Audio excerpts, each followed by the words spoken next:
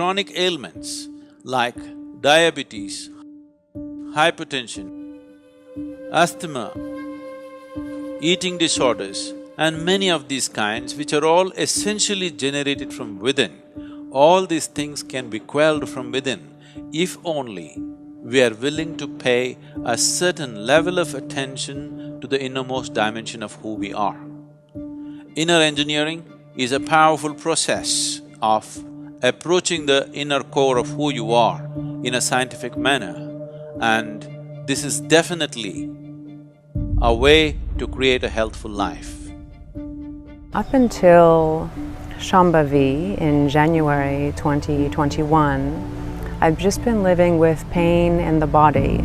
The first result I'd like to point out about Shambhavi Kriya is that it's had a tremendous effect on my physical well-being. Somehow, some way, I don't know the science behind it, but it's keeping me free of pain. Being able to sit without noticing my body for long periods of time, that has just had tremendous impact on my mental and emotional stability.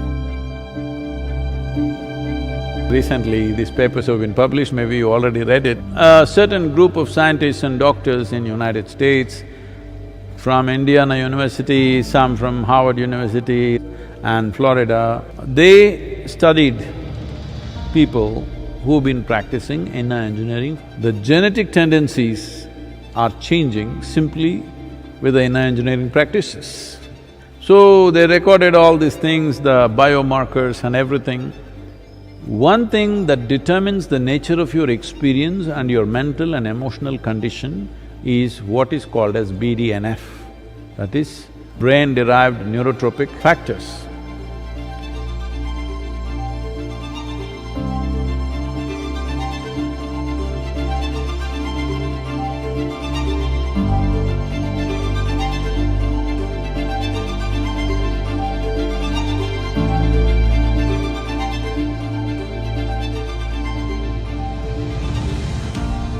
So the BDNF is higher in a positive way, threefold in 90 days. That means keeping your emotions in balance, keeping in a good state of experience and sharpness of mind and pleasantness of experience shouldn't even be a problem.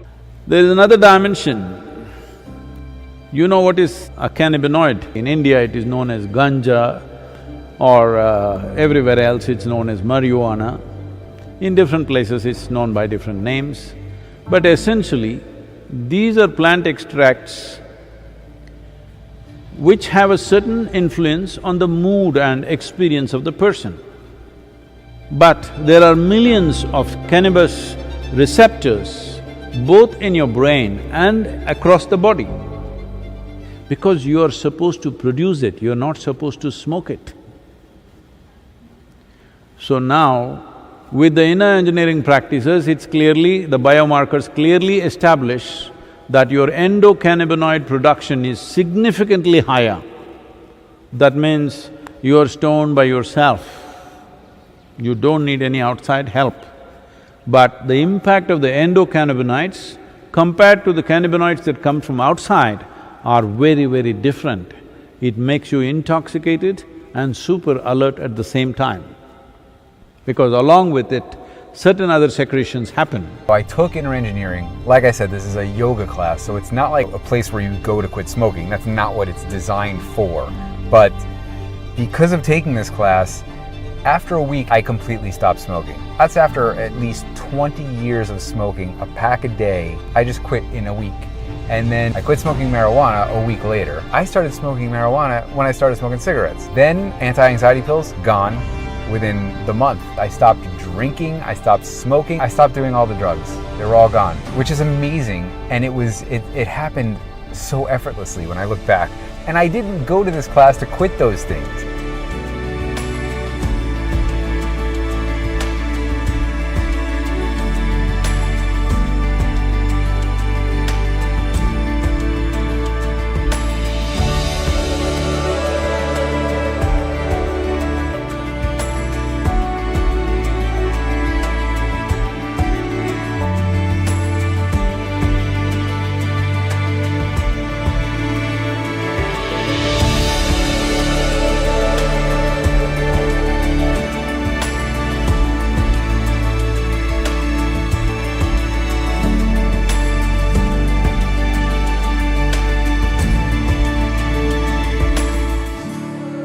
genes which are fundamentally responsible for your immune system are also highly enhanced.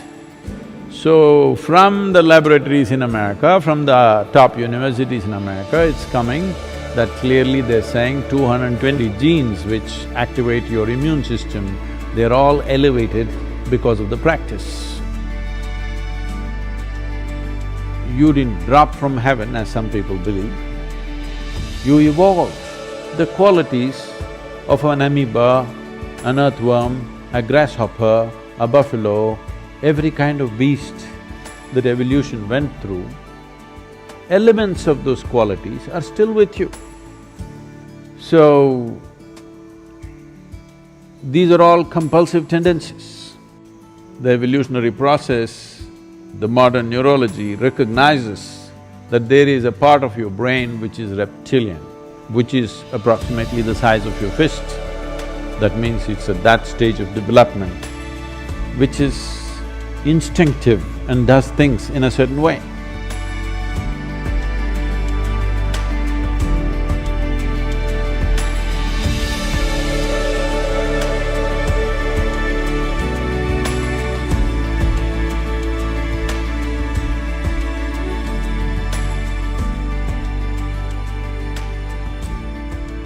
But over that, a flower of cerebral cortex evolved.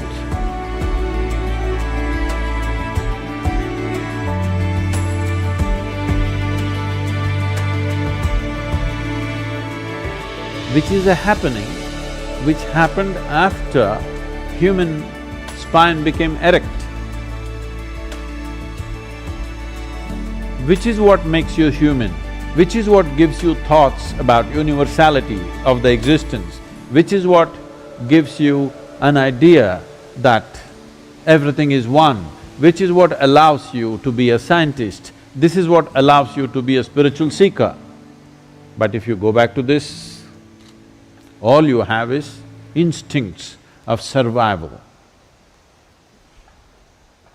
So the entire process, the human effort through education, through spiritual process, through meditation, everything is to move away from this and function from the outer dimension, which is a more recent happening, but this gives you a sense of seamless way of approaching life.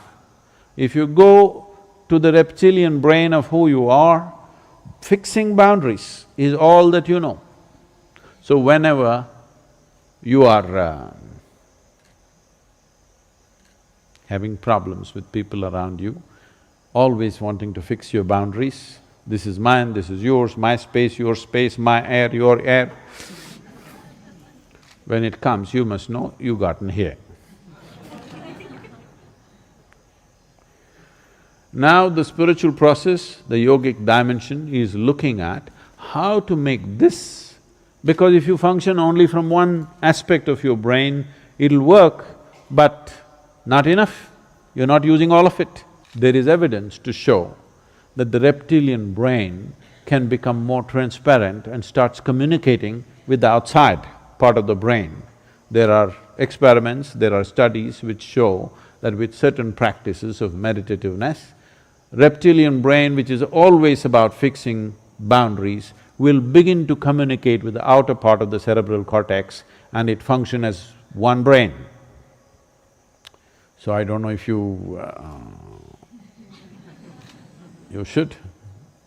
The flower should open up, and that is why you will see all the imagery in the yogic culture, flower, flower, small flower, small flower, small flower, big flower.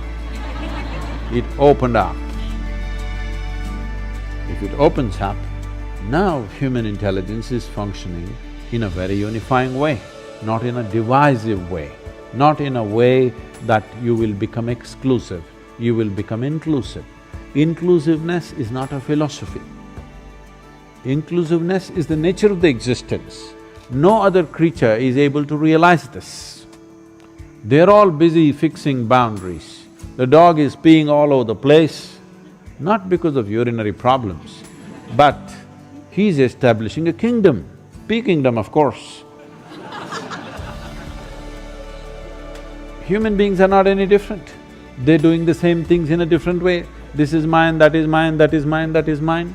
Fixing a kingdom, when it's possible, push it a little bit. When it's possible, push it a little bit. Not possible, put the wall. Happening all the time. So something that I particularly noticed is how comfortable I am within myself. My insecurities seem to have reduced a lot. My relationship with others also had improved significantly. I think I became more inclusive than what I was before. Shambhavi Mahamudra, just a simple practice for 21 minutes increases brain function and neuronal regeneration. This means as you grow old, you will become more intelligent. Usually young people think you're getting stupid.